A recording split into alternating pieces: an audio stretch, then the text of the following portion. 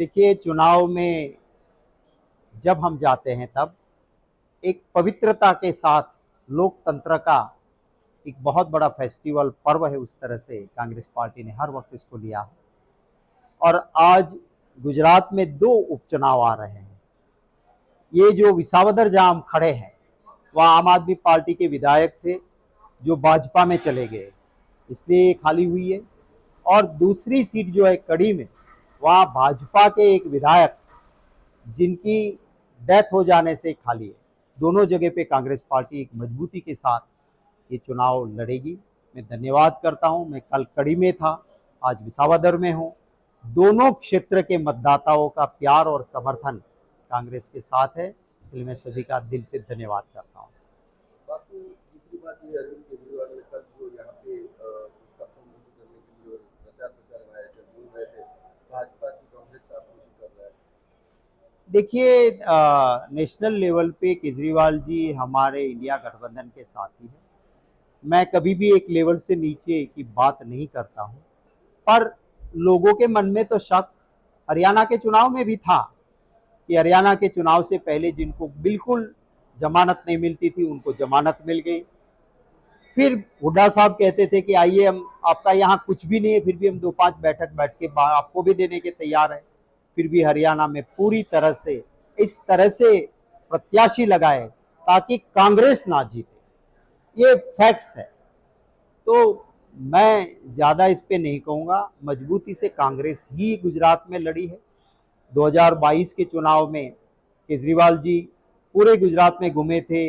आप लोगों के कैमरे के सामने भी कहते कि लिख के ले लो, कांग्रेस 0 हो जाएगी, हम सरकार बनाएंगे। गुजरात के मतदाता कभी भी थर्ड फ्रंट को एक्सेप्ट नहीं करते हैं। आपने देखा कि उनके इतने पैसे, इतनी ताकत झोंकने के बाद भी मेन ऑपोजिशन तो कांग्रेस पार्टी ही रही। और रिजल्ट दिखाता है कि गुजरात में कभी भी थर्ड फ्रंट को वोट नहीं मिला है। और आज भी मैं कहता हूं कि दोनों उपचुनावों में कांग्रेस पार्टी के साथ लोगों के आशीर्वाद रहेंगे। देखिए, चुनाव में जब हम जाते हैं तब एक पवित्रता के साथ लोकतंत्र का एक बहुत बड़ा फेस्टिवल पर्व है। उस तरह से कांग्रेस पार्टी ने हर वक्त इसको लिया है। और आज गुजरात में 2 उपचुनाव आ रहे हैं।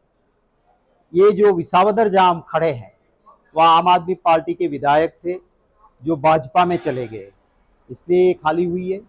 और दूसरी सीट जो है कड़ी में, वहाँ भाजपा के एक विधायक जिनकी डेथ हो जाने से खाली है। दोनों जगह पे कांग्रेस पार्टी एक मजबूती के साथ ये चुनाव लड़ेगी।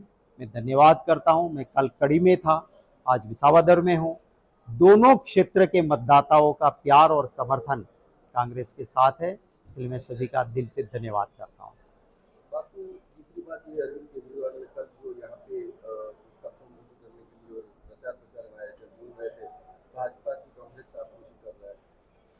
देखिए, नेशनल लेवल पे केजरीवाल जी हमारे इंडिया गठबंधन के साथी हैं।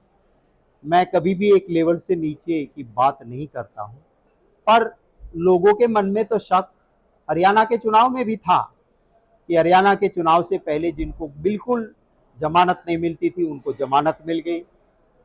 फिर हुड्डा साहब कहते थे कि आइए, हम आपका यहाँ कुछ भी नहीं है, फिर भी हम 2-5 बैठक बैठ के आपको भी देने के तैयार है। फिर भी हरियाणा में पूरी तरह से इस तरह से प्रत्याशी लगाए ताकि कांग्रेस ना जीते, ये फैक्ट्स है।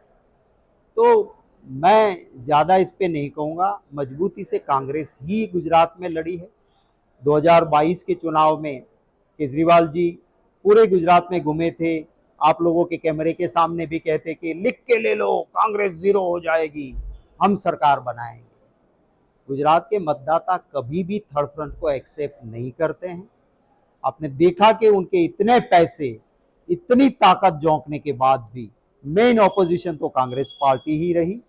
और रिजल्ट दिखाता है कि गुजरात में कभी भी थर्ड फ्रंट को वोट नहीं मिला है। और आज भी मैं कहता हूं कि दोनों उपचुनावों में कांग्रेस पार्टी के साथ लोगों के आशीर्वाद रहेंगे।